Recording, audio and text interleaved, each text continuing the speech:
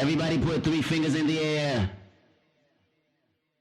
The sky's falling, the wind is calling, stand for something or die in the morning. Section 80, high power. The Honorable Elijah Muhammad teaches us that our own mind has to be changed. We have to change our mind about ourselves. In what way? Well, so he teaches us the importance of moral reformation, a knowledge of self. And for instance, the average so-called Negro, he doesn't think that he can go into business and provide jobs for himself. And because of this, he thinks that he can only get a job from the white man, or he can only get clothes from the white man, or he can only get food from the white man. And we who follow the Honorable Elijah Muhammad are taught that the same thing that the white man has done for himself and his kind, if our people could if we could be cured of our slave mentality that was indoctrinated into us during slavery, we would realize that just as the white man can do these things for himself and his kind, we can get together in unity and harmony and do the same thing for ourselves and our kind. What's up? We're back. Woke Podcast. I'm your host, Brandon Jones, psychotherapist, writer, soon to be author. And this is the Woke Podcast, where we aim to help lessen the confusion of people classified as black so that we can live successful, joyful, and stress-free lives. This is the Woke Podcast. Today's topic is trauma. Trauma for your mama. What is trauma? Why is it important for us to talk about and understand? So as a therapist, I like to say that I'm an expert in trauma. I've done a lot of research, studying and training, being trained and actually conducting trainings on trauma. And one of the things that I have found out is for black people, our whole culture is based in trauma. That's a big statement. I usually get a lot of pushback when I make that statement. Is that Black American culture? Let me scale it down for folks. Black American culture has been a response to the trauma that we've experienced due to being enslaved Africans. And after enslavement ended, we went through various different forms of mistreatment, whether we're talking about Reconstruction, Jim Crow, to the urban sprawl, or when ghettos were, when we were placed in ghettos, I shouldn't say created, when we were placed in ghettos, to what I call the hyper ghetto phase, to now the stage that we currently live in is what I call the institutionalized generation, which I will get into on another podcast coming up soon. And, a lot of folks call it, mass incarceration, which is true. Prison industrial complex, slavery by another name, all these types of things. But we have other institutions that are profiting off of our dysfunction as well, not just prisons. And I'm definitely going to dive into that on a later podcast. So, trauma, all this stuff has left a traumatic lineage on our culture. And we've been responding to this trauma from the foods that we eat, from the ways that we communicate with each other, from the musics that we have developed and let go of or have been taken away from us, to how we conduct our families, to how we engage in sexual activity, to the religions that we subscribe to, all of it, to the places that we live, the places that we don't live. All of this has been a traumatic response. All of it has been a traumatic response. So what is trauma? In social service circles and for folks who work in social services or nonprofits, or, they work in these industries or agencies or for organizations that help out people, trauma has been a huge buzzword in the past 5 years, I would say. A lot of folks are talking about being trauma-informed, and they're trying to figure out ways that they can have a work-related culture that responds to the trauma of the clients or the people that they work with. So there's a lot of fancy definitions for trauma. There's a lot of scholarly books written on trauma, 300-page books written on trauma, which is like crazy to me. And there's a lot of definitions, but I have a really simple definition that we all can understand and get. For me, trauma is a deep emotional wound. Once again, trauma is a deep emotional wound. And trauma comes from traumatic stress. Traumatic stress. Or I shouldn't say it comes from that. It can. It's almost a chicken or egg type situation with the traumatic stress and the trauma. Like the toxic stress that trauma creates and the toxic stress that creates trauma as well. It's a both and type of thing.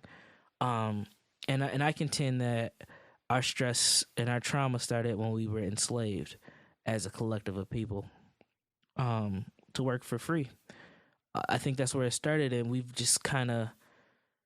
been compensatory in our actions, and we've just been kind of putting things together for us to survive. Like we've always been in survival mode as a group of people, and even within being in survival mode, we've always had joy.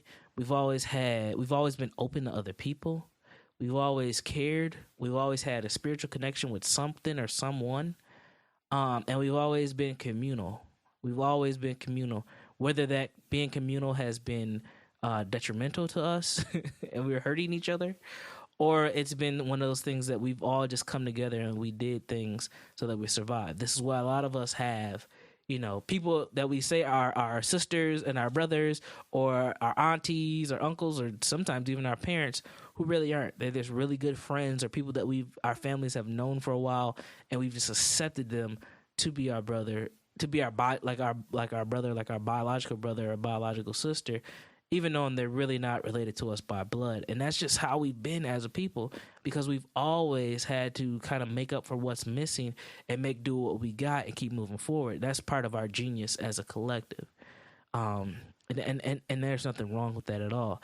It's funny to me because I do a lot of research on like internet marketing and entrepreneurship. So, I pay attention to folks like Gary Vaynerchuk, Seth Godin,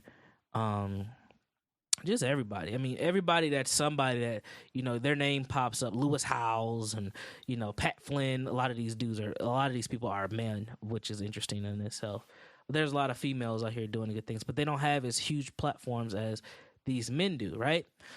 And one of the things that I've noticed in my, 2.5 years or so of focusing on this type of understanding of business, this entrepreneurship game, is that they adopt a lot of their lingo and mentality and concepts from black folks. All this talk about hustling and all this talk. I mean, it's crazy that they have just like literally adopted a lot of our culture, stuff that we've been doing for eons.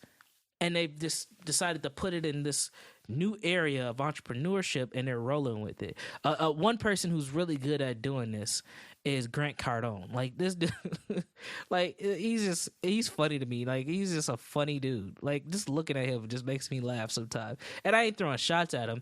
It's just his whole quote unquote swag, which is another term that we don't use much, but they use it because it's new to them. It ain't new to us.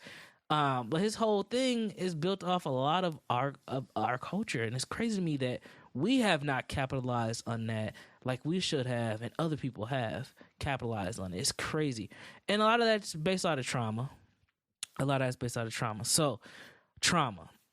When I introduce myself, I usually say I'm a product of trauma and drama, because my whole existence, and the reason why I do what I do for my profession, is due to the messed up stuff that I experienced as a child, and me always trying to figure out there's something better than this that I'm dealing with, and me trying to figure out, how do I get better as a person, and how do I make sure that if I bring any children into this world, they don't have the same messed up opportunity and situations that I experienced. And that's all through trauma. And I didn't really get it as trauma at the time. Honestly, I did not know what trauma was. I didn't really have a label for trauma and the things that we go through as black people until about 2010, when I met this man named Sam Simmons, who I'm definitely going to have on the podcast very soon, because he talks about historical trauma. And historical trauma pretty much is when you have a group of people who have experienced a significant event as a collective that has left a traumatic impact. and African Americans, or should I say Africans, have had that, and they've become African Americans through the process of slavery. But one thing that separates our traumatic situation is that we never had a period where our trauma stopped. It's just transformed. It's become, redefined and refined, and we're continuing to have these negative things happen to us. These really bad things happen to us, and we just keep moving forward without any interception of that. One person that talks about this is Dr. Joy DeGruy Leary, who I'm a big fan of her work.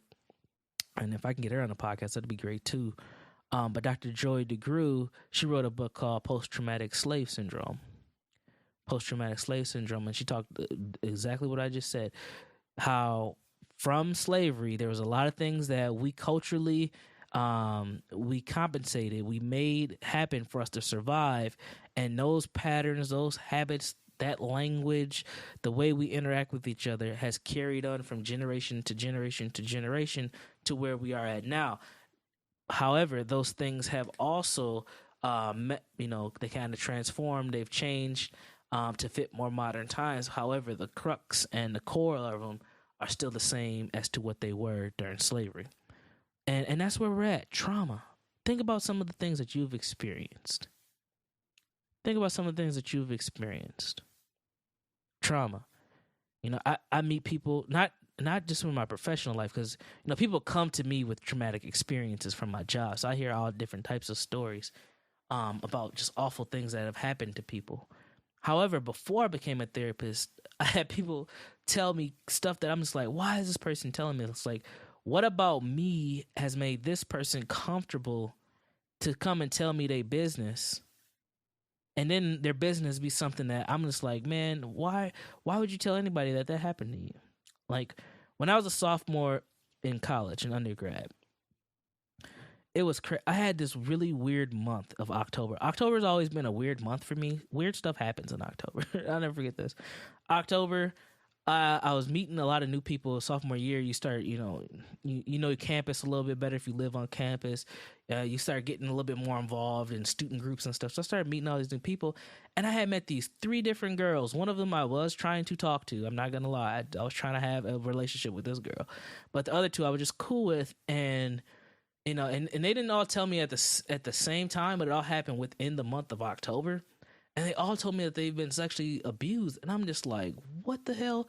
First of all, I've never met anyone who's actually been sexually abused, whether that was through molestation or rape or anything. And then to have these 3 girls randomly tell me this in this short time span, I was just like, my mind was blown. And I don't know why they felt comfortable to tell me. I don't know if the campus was having some tell a friend that something's happened to you campaign or what. But for some reason, these three females, they felt comfortable enough to share with me the abuse that they've experienced sexually. And I was just like, I was blown away. I've always heard about people who've been raped or sexually abused, and even when I was younger, I used to make jokes about people being molested and stuff like that. A lot of things that young people do that's very ignorant. I was doing those things, but I never actually met someone who has experienced such trauma. And at the time, I didn't know that that's what it was. I was just like, wow, that's messed up that happened to you. I'm sorry that happened. And it really messed me up, because I'm like, okay, I don't know how to respond to you now, because I'm a guy, and both of these girls, these 3 women, I call them girls because I'm going back to the time that it was at, but these 3 women at the time, they all had their experience with a male. And I felt really weird about that, and I didn't know how to interact with them, especially with the one that I was trying to actually date. I was like, ooh, I don't know if I want to try to date you, because I don't want you to see me like that. That's where my mind was at when I was 19 years old. I don't want you to think that I'm that guy that's trying to, abuse you. That's not how I get down. And it was wild for me, and I always remember that, especially now as I work as a therapist, and I meet people who have been abused or raped. In a professional life, I always go back to these 3 females that I knew back in college, because that was like a sign for me to pay more attention and be more woke, be more aware to my surroundings, because you never know what type of stuff people go through, even at that time, and you never know what people will tell you. You never know what people will tell you. And people, to this day, I get people hit me up on social media. These are people I've never met in person, but I've just built relationships with over the last couple years, and they just tell me all types of things about themselves. I'm just like, wow, let's hook up a Skype conversation so we can chat. Like, you need some intervention. Let me go on Psychology Today and see if I can find you a therapist for you to go talk to in your area of the world, because man, you're going through a lot, and we all go through a lot. We all do, and we all need to relieve some of that toxic stress that we carry. So yeah, trauma is a huge thing that doesn't get talked about enough within the Black community. We have a lot of sayings, a lot of mottos, a lot of slogans for us to just keep it pushing and keep moving beyond some of the hurt and pain that we go through, and we don't actually deal with it. And usually what ends up happening is when we deal with the trauma, we've waited so long that it's just compound. Like, it's just levels to the trauma. It's like this happened and that happened and this happened and then this next thing happened, and now I'm finally ready to work on my issues. But you have so many layers to it, it's very difficult. So it's very important for us to be honest about the stuff that we've gone through and for us to deal with that trauma. And remember, trauma is a deep emotional wound. And one thing that I've learned over the past couple years being a therapist is something that I see as traumatic, someone else might not think is traumatic, which is a huge thing to understand, is sometimes you may go through something and you don't even feel like it's a traumatic experience, or me hearing it, I'm like, wow, that is awful. And the reason for that is a lot of times these things that happen to people, it's happening all around them. Like, their whole environments experience the same thing, so it's not traumatic to them anymore. You know, one of the ones being community violence. I deal with a lot of teenagers in my work. It's kind of like my niche is dealing with young people. So people in high school and young adults, people in their 20s. And, you know, they'll come in and I'll ask, you know, how was your weekend? How has your week been? And they're like, oh, it's cool. Somebody, you know, next door to me got jumped and had to go to the hospital. And I'm just like, what? Dang, what? You seen this? Yeah, man, it's on my phone. I got the video right here. It's like, whoa. Like, that's a traumatic experience. You just see someone getting beaten, and then they need to go to they've been beaten so bad that they got to go to the hospital, and it's just on your phone, and you're just chilling, and it's nothing. It's nothing for you that you witnessed someone being beat almost to death, and it's nothing. You know, one thing that happened locally here, and many of you will know about this, is Philando Castile, who got murdered. I actually went to high school with Philando. He's 2 years older than me. He was 2 grades ahead of me. I didn't know him in high school, but I recognized the name when all the stuff went down. A lot of people that I was connected with via Facebook knew him and his girlfriend. And so that kind of hit home for me when we seen him die on live stream. But the thing that really was messed up for me is, okay, this happened during the week, and I go to work the next couple of days, and I'm seeing clients, and everyone's responding to this because this video goes viral. This becomes a national news story, and people are unfazed. A lot of the clients that I work with, and I work primarily with Black folks, but a lot of the folks that I'm working with, they were unfazed by it. It was just like, yeah, it's messed up. And that's just what it is where I come from. It's like, it's nothing. It's nothing for the police to harass you. They don't shoot us every day, but they're messing us up all the time. I know somebody that's got broken legs because of the police. I know somebody that's blind because of the police. You know, police roughed me up a couple months ago. Like, this stuff is happening. And when you see someone die on live stream, it's not that big of a deal for a lot of the folks that I deal with. And that scares me. What that signifies to me is that there's so much toxicness going on within our environments that it's just normal. It's okay. It's just normal. It's just what happens. And when you are conditioned to just to see someone die on live stream or see someone get brutalized in the community by anyone, police or otherwise, and it's just nothing to you, that's a scary place to be.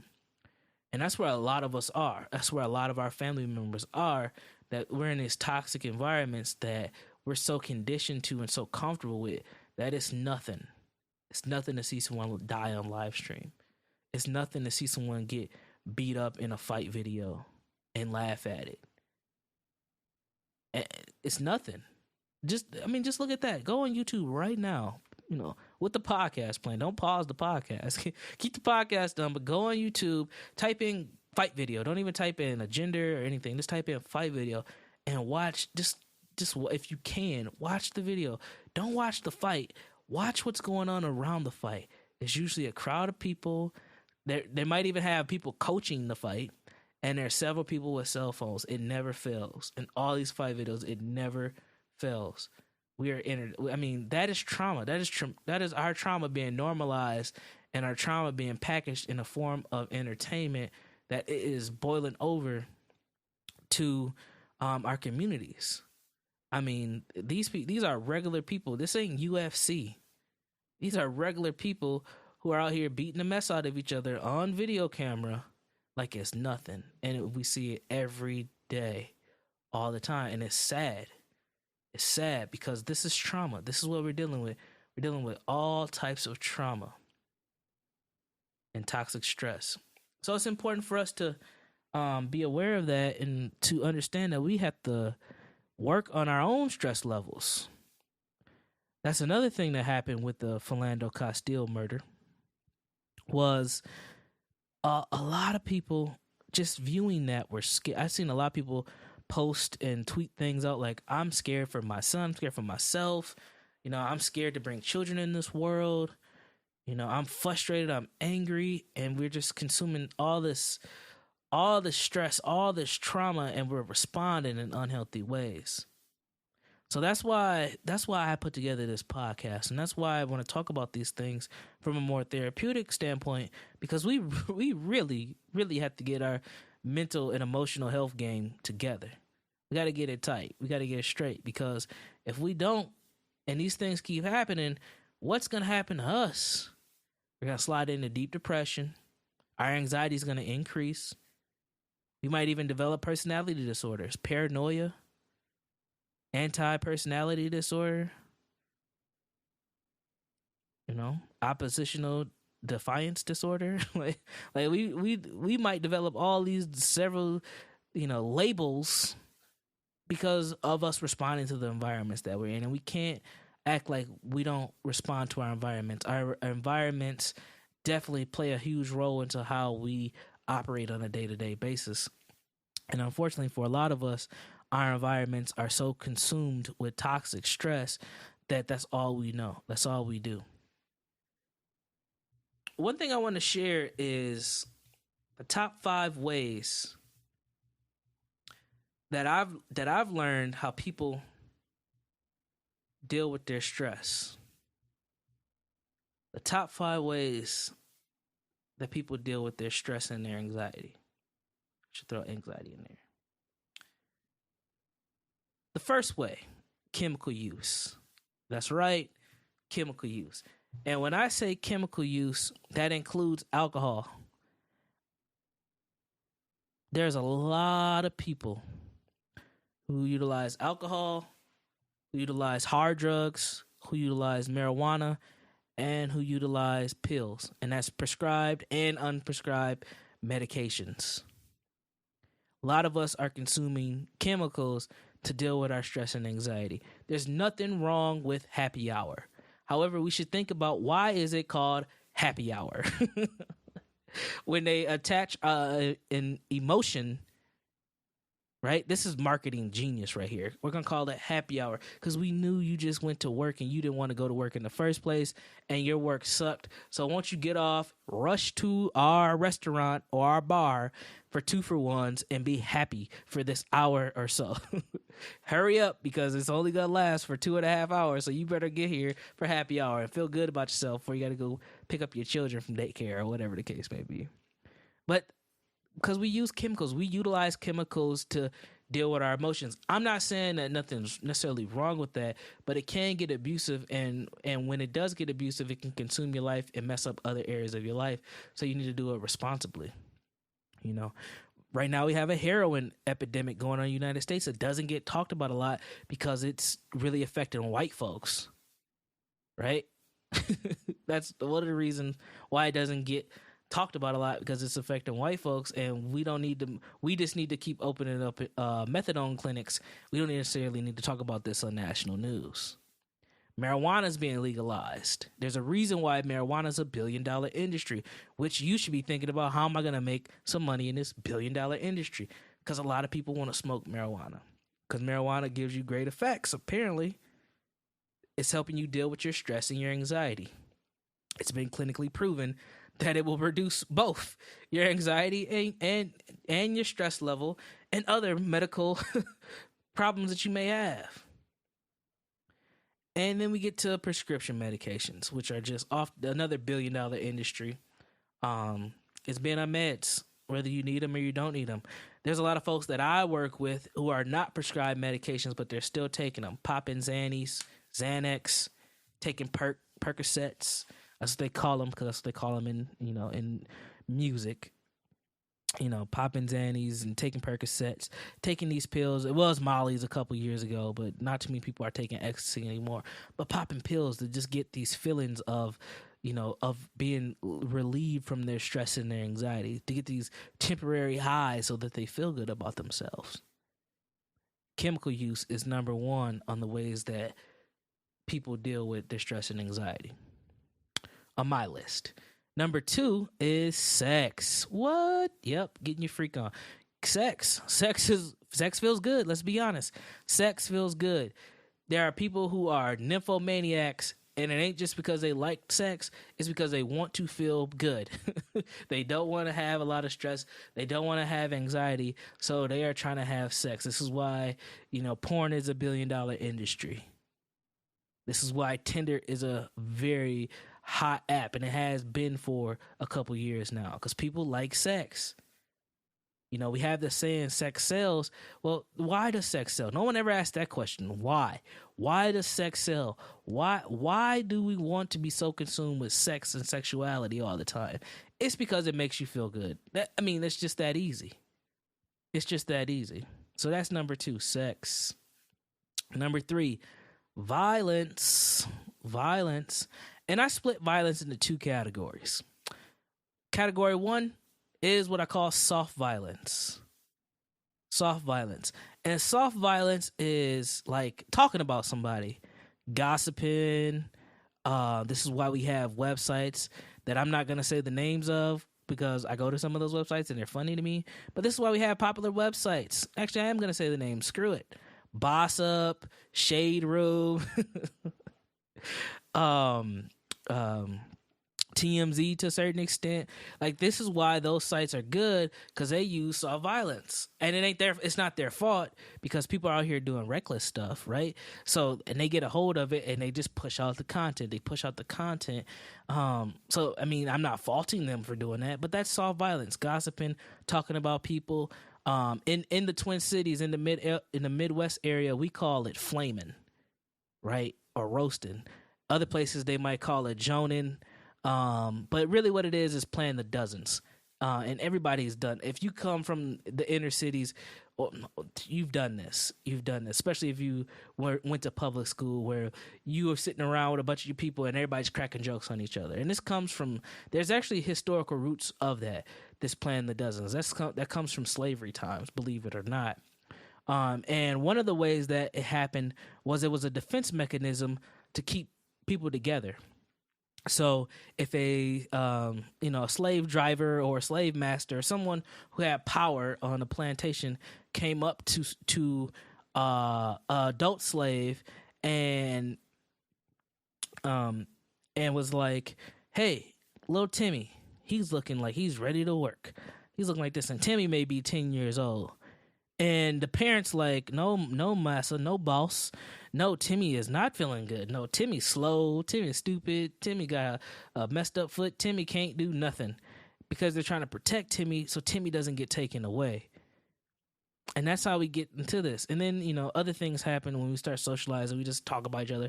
It's just fun and games, but that's a soft form of violence.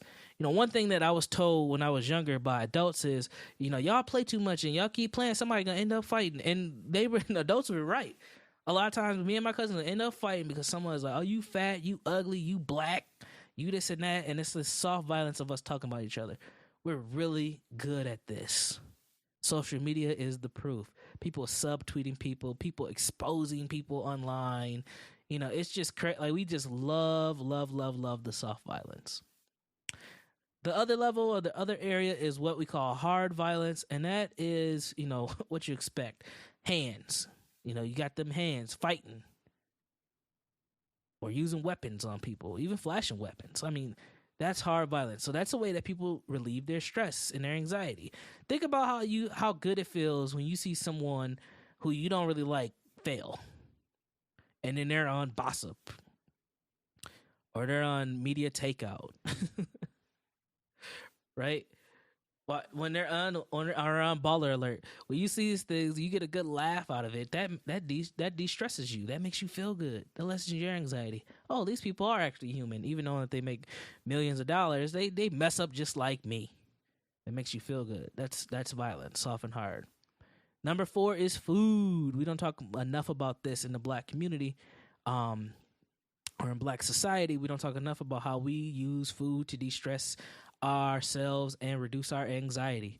Man, we will come together over food. I mean, there's a saying, I don't know if this is all over the United States or not, but where I'm from, if you want Black folks to show up, there better be some food there.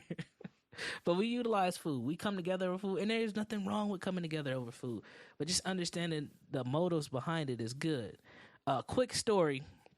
I used to work at this nonprofit where they had a bunch of different programs on 2 levels of the building. So my office would be next door to someone who does a different program than what I was doing. And there was this Black lady that worked next door to me.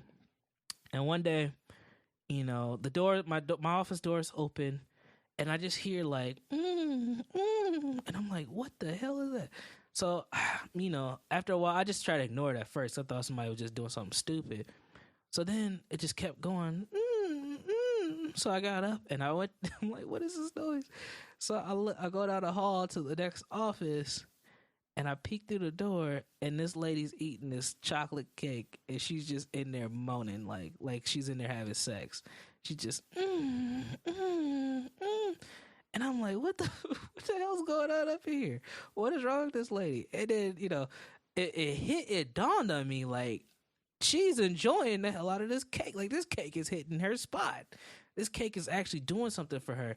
It's making her feel good in the moment. And there's a lot of us who have these addictions to food, sugar, salts. We have our favorite such and such, and when we get it, we just, it's like, it's almost orgasmic. And this lady was having that moment with that chocolate cake she ate. I left her alone because that was a little bit too much for me. I just went back to my office and closed the door. But it was a very interesting thing for me to witness her just moaning over this food like she was getting her freak on. It was pretty interesting. That's number 4, food. Number 5 is sleep. Sleep. A lot of people, and this is more for young people, I think, than adults or older folks, is sleep. A lot of us sleep a lot. A lot of young teens that I deal with, when they're stressed out, when their anxiety is just through the roof, a lot of them just sleep. Think about people in your family. They in bed, they in pajamas all day, or sweats, which are pretty much pajamas, all day, ready to go to sleep at any moment, just tired all the time. And that's how they're dealing with their stress and their anxiety, is just falling asleep. And then I'm going to give you one for honorable mention. And this is more for young people too. So number 6 is social media, and how we consume so much social media for us to feel better. I mean, I know folks, they can't stop scrolling. They're just scrolling all day on their phones. And it's just to make them feel good. It's just a way to de-stress. It's a way for them to just reduce their anxiety. Think about the next time you go somewhere and you're in line for anything, whether you're getting coffee, you're waiting to pay for a book at Barnes and Nobles or whatever. Next time you go somewhere and you have to wait for something, just look around and watch how many people are actually on their phones, and just look at how many people are scrolling. Everybody's not checking emails. People are just scrolling. Scoliosis is what I call it, scoliosis. But those are the 6 ways. Actually, the 6 ways that people deal with their stress and anxiety. So think about, how are you dealing with your stress? How are you dealing with your anxiety in the environments that you're dealing with? Because we all have it. We all go through it. There are several different levels of stress. I'm not going to get into all of them today in this podcast, but it will come up later on in the podcast. So there you have it. Those are the levels of stress. Pay attention to how you're dealing with your stress. Is it healthy? Is it working for you? Is it not working for you? What changes do you need? What do you do that works for you? Let me know. Hit me up on Twitter at the Woke Podcast, or you can hit up my personal Twitter at Universal Jones and let me know, how are you dealing with your stress, or what stresses you out the most, or what are some things that you notice about other people that are dealing with stress, because it's important for us to talk about this. A lot of people, they deal with their stress in isolation as well. They deal with their stress in isolation, and when you deal with your stress in isolation, that's not good. That's not good. It's important for you to verbalize it and get it out, because if you don't, it can have, crucial outcomes for you. So that's my little bit on stress for today. More to come in future podcasts.